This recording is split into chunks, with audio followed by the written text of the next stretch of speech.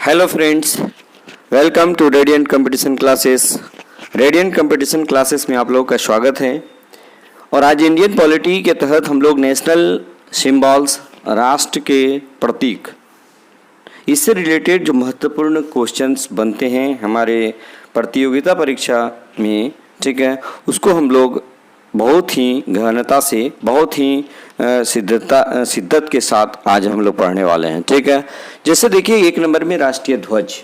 सबसे पहले हम लोग देखते हैं कि ये राष्ट्रीय ध्वज हमारा जो है ये क्या है। ठीक है, तो राष्ट्रीय ध्वज क्या है? ये राष्ट्रीय ध्वज का डिजाइन सबसे पहले पिंगली वेंकैया ने तैयार किया था। किसने तैयार किया था? पिंगली वेंकैया ने तैयार किया था। और तिरंगा झंडा जो हमारा राष्ट्रीय ध्वज है वह है भारत के राष्ट्रीय ध्वज को 22 जुलाई 1947 ईस्वी को संविधान सभा द्वारा अंगीकृत किया गया था। ठीक है, और इसकी लंबाई और चौड़ाई का जो अनुपात है वो 3:2 होता है। हमेशा याद रखिएगा, लंबाई और चौड़ाई पूछे 3:2, चौड़ाई और लंबाई पूछेगा तो 2:3 होगा। ठीक है, नेक्स्ट देखिएगा, राष्ट्रीय ध्वज के ऊपर से नीचे क्रमशः केसरिया, सफेद और हरे रंगों की 3 पट्टियां होती है। 3 पत्तियां होती है, पट्टियां होती है। ठीक है, और सफेद पट्टी के केंद्र में एक चक्र पाया जाता है और उस चक्र में 24 तीलियां होती है। कितना तीलियां होती है? 24 तीलियां होती है, जो 24 घंटे का प्रतीक होता है। ठीक है, नेक्स्ट देखिएगा, 12 मार्च 2018 को कर्नाटक के बेलगांव में देश का सबसे ऊंचा तिरंगा झंडा 361 फुट ऊंचा फहराया गया था। ठीक है, इसको याद रखिएगा। दूसरा हम लोग देखते हैं राष्ट्रीय चिन्ह। राष्ट्रीय चिन्ह जिसको हम लोग नेशनल एम्ब्लेम बोलते हैं, ये भारत का राष्ट्रीय चिन्ह सारनाथ के अशोक स्तंभ से लिया गया है। कहाँ से लिया गया है? सारनाथ के अशोक स्तंभ से लिया गया है। मूल स्तंभ में शीर्ष पर 4 सिंह हैं जो एक दूसरे की ओर पीठ किए हुए हैं। सिंह साहस व निर्भीकता का प्रतीक होता है। ठीक है, नेक्स्ट देखिएगा, पट्टी के मध्य में धर्मचक्र है और चक्र में 24 तीलियां हैं जो 24 घंटों का प्रतीक है। उसके बाद भारत सरकार ने अशोक स्तंभ को राष्ट्रीय चिन्ह के रूप में 26 जनवरी 1950 ईस्वी को अपनाया था। आपको यही सबसे इंपॉर्टेंट क्वेश्चन आपके लिए है कि भारत सरकार ने अशोक स्तंभ को राष्ट्रीय चिन्ह के रूप में कब अपनाया था? तो 26 जनवरी 1950 ईस्वी को अपनाया था। इसको याद रखिएगा। नेक्स्ट देखिएगा, फलक के नीचे मुंडकोपनिषद का सूत्र वाक्य सत्यमेव जयते देवनागरी भाषा में अंकित है, जिसका अर्थ है सत्य की ही विजय होती है। आपको मैं बता दूं कि इससे रिलेटेड क्वेश्चन कैसे पूछा जाता है कि जो सत्यमेव जयते है ये किस उपनिषद से लिया गया है? तो इसका सही आंसर होगा मुंडकोपनिषद से लिया गया है। ठीक है, और इस सत्यमेव जयते का अर्थ क्या होता है? सत्य की ही विजय होती है। ठीक है, नेक्स्ट देखिएगा, राष्ट्रगान। राष्ट्रगान हमारा कौन सा है? तो राष्ट्रगान है जन गण मन। ठीक है, और इसके रविंद्रनाथ टैगोर द्वारा मूलतः बांग्ला भाषा में यह लिखा गया है और संगीतबद्ध किया गया है। ठीक है, और संविधान सभा ने भारत के राष्ट्रगान के रूप में 24 जनवरी 1950 ईस्वी को अपनाया था। ठीक है, और यह सर्वप्रथम 27 दिसंबर 1911 को भारतीय राष्ट्रीय कांग्रेस के 26वें अधिवेशन कोलकाता में गाया गया था। किसको?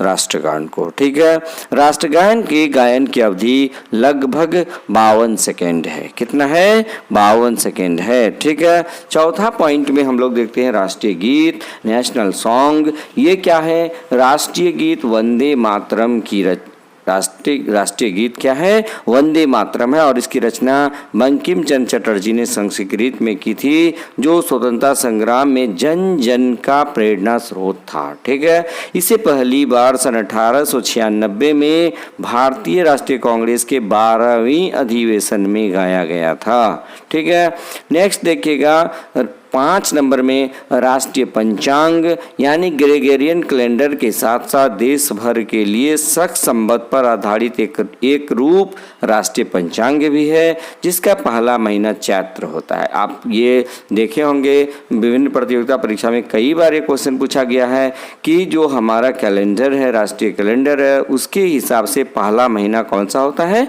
चैत्र होता है। ठीक है, और सामान्य वर्ष जो होता है वो यहाँ वर्ग नहीं, वर्ष 365 दिन का होता है। एक वर्ष में कितना दिन होता है? 365 दिन का होता है, ठीक है। और राष्ट्रीय पंचांग 22 मार्च 1957 को सरकारी उद्देश्यों के लिए अपनाया गया था। सबसे इम्पोर्टेंट क्वेश्चन आपका यही बनता है कि राष्ट्रीय पंचांग को कब अपनाया गया था? तो 22 मार्च 1957 ईस्वी को अपनाया गया था। जबकि राष्ट्रीय ध्वज को कब अपनाया गया था? 22 जुलाई 1947 ईस्वी को, ठीक है। और चैत्र का पहला दिन सामान्यतः 22 मार्च को और अधिवर्ष में 21 मार्च को पड़ता है। अगर इंग्लिश महीने में देखिएगा तो ये 22 मार्च को चैत्र का पहला दिन होता है और यदि अधिवर्ष होता है तो 21 मार्च को पड़ता है, ठीक है। अब राष्ट्रीय पशु के बारे में हम लोग एक बार चर्चा कर लें। राष्ट्रीय पशु क्या होता है? राष्ट्रीय पशु बाघ है और ये भारत का राष्ट्रीय पशु क्या है? बाघ है। और इसको हम लोग वैज्ञानिक, इसका नाम क्या है? पैंथेरा टाइगरिस। क्या नाम है? पैंथेरा टाइगरिस।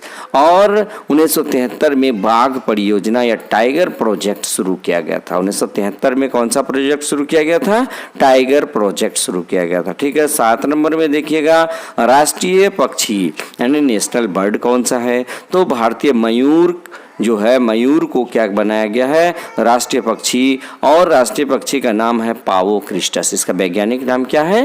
पावो क्रिस्टस है, ठीक है। उसके बाद भारतीय वन एवं वन्य प्राणी सुरक्षा अधिनियम 1972 के अंतर्गत मयूर को पूर्ण संरक्षण प्राप्त है। ये भी आपको पूछा जा सकता है कि भारतीय वन एवं वन्य प्राणी सुरक्षा अधिनियम 1972 के तहत कौन सा वर्ड को संरक्षण प्राप्त है? मयूर को पूर्ण संरक्षण प्राप्त है, ठीक है। नेक्स्ट देखिएगा 8 नंबर में राष्ट्रीय पुष्प या नेशनल फ्लावर यानी कमल को हम लोग राष्ट्रीय फ्लावर घोषित किए हुए हैं। और कमल का वैज्ञानिक नाम क्या है? न्यूलम्बो न्यूसिफेरा गेटन है, ठीक है। और हरियाणा व कर्नाटक का भी राजकीय पुष्प क्या है? आपका कमल है, ठीक है। नेक्स्ट देखते हैं हम लोग राष्ट्रीय वृक्ष नेशनल ट्री कौन सा है? तो बरगद को नेशनल ट्री घोषित किया गया है और इसकी शाखाएं बड़े क्षेत्र में जड़ों की तरह प्रतिरोपित हो जाती है। नेक्स्ट देखते हैं राष्ट्रीय फल नेशनल फ्रूट कौन सा है? तो आम, इसको बोलते हैं मैंगीफेरा इंडिका। ये उष्णकटिबंधीय देशों का सर्वाधिक महत्वपूर्ण फल है। और इसमें बहुत ही इम्पोर्टेंट बात है कि मुगल बादशाह अकबर ने दरभंगा यानी जो बिहार में पड़ता है में 10,000 आम के पेड़ लगवाए, जिसे लखी बाग के रूप में जाना जाता है। 11 नंबर में देखिएगा राष्ट्रीय नदी कौन सा है? National river. गंगा नदी को राष्ट्रीय नदी घोषित किया गया है और इसकी लंबाई लगभग 2525 किलोमीटर है। यह भारत की राष्ट्रीय नदी है, ठीक है। नेक्स्ट देखिएगा गंगा नदी का उद्भव जो है हिमालय में गंगोत्री हिमनद से होती है, जहां इसे भागीरथी नाम से जाना जाता है, ठीक है। नेक्स्ट देखिएगा राष्ट्रीय जलीय जीव गंगा डॉल्फिन को 5 अक्टूबर 2009 को राष्ट्रीय जलीय जीव घोषित किया गया है, ठीक है। नेक्स्ट देखिएगा गंगा डॉल्फिन भारत में गहन संकटग्रस्त प्रजातियों के तहत वन्य जीव संरक्षण अधिनियम 1972 की अनुसूची 1 में शामिल है। ये भी बात आप याद रख लीजिएगा। प्रतिवर्ष 5 अक्टूबर को डॉल्फिन दिवस मनाया जाता है। देखिए 13 नंबर में है राष्ट्रीय विरासत पशु नेशनल हेरिटेज एनिमल यानी कि राष्ट्रीय विरासत पशु किसको? हाथी को, एशियाई हाथी को घोषित किया गया है। और ये कब घोषित किया गया है? अक्टूबर 2010 में घोषित किया गया है, ठीक है। और राष्ट्रीय वन्य जीव बोर्ड की अस्थायी समिति ने इस संदर्भ में 22 अक्टूबर 2010 की बैठक में इसे स्वीकृति प्रदान की थी। राष्ट्रीय खेल की बात यदि की जाए तो राष्ट्रीय खेल हॉकी है और हॉकी के जादूगर ध्यानचंद के जन्म दिवस 29 अगस्त को राष्ट्रीय खेल दिवस के रूप में मनाया जाता है, ठीक है। 1925 में ग्वालियर में भारतीय हॉकी फेडरेशन बनाया गया है तथा 1928 में भारतीय राष्ट्रीय हॉकी फेडरेशन का पहला गैर यूरोपीय सदस्य बना। बहुत इंपॉर्टेंट है कि जो है भारत जो है ये भारतीय हॉकी फेडरेशन बनाया गया था। 1928 में भारत अंतर्राष्ट्रीय हॉकी फेडरेशन का पहला गैर यूरोपीय सदस्य बना। कब बना? 1928 ईस्वी में। 15 नंबर में हम लोग देखते हैं राष्ट्रीय प्रतीक चिन्ह और ये भारतीय रुपये को 15 जुलाई 2010 को एक नया प्रतीक मिल गया है। और ये प्रतीक के रूप में क्या है? रुपये का नया प्रतीक देवनागरी लिपि के र और रोमन लिपि के आर को मिलाकर बनाया गया और ये इंजीनियर उदय कुमार ने, IITian उदय कुमार ने ये नया चिन्ह दिया है। ठीक है, नेक्स्ट देखिएगा 16 नंबर राष्ट्रीय ध्वज फहराना मौलिक अधिकार। ये बहुत इंपॉर्टेंट है, ये पूछा भी गया क्वेश्चन में, BSSC मेंस में पूछा गया था कि 22 जनवरी 2004 को उच्चतम न्यायालय के मुख्य न्यायाधीश BN खरे की अध्यक्षता वाली खंडपीठ ने भारत में नागरिकों द्वारा सम्मान तथा प्रतिष्ठा के साथ राष्ट्रीय ध्वज फहराने का मौलिक अधिकार माना है। कब? 2004 से। ठीक है, और न्यायालय ने अपने निर्णय में स्पष्ट किया है कि नागरिकों द्वारा अपने घरों, दफ्तरों आदि पर राष्ट्रीय ध्वज फहराना संविधान के अनुच्छेद 19 के 1 के अंतर्गत एक मौलिक अधिकार है।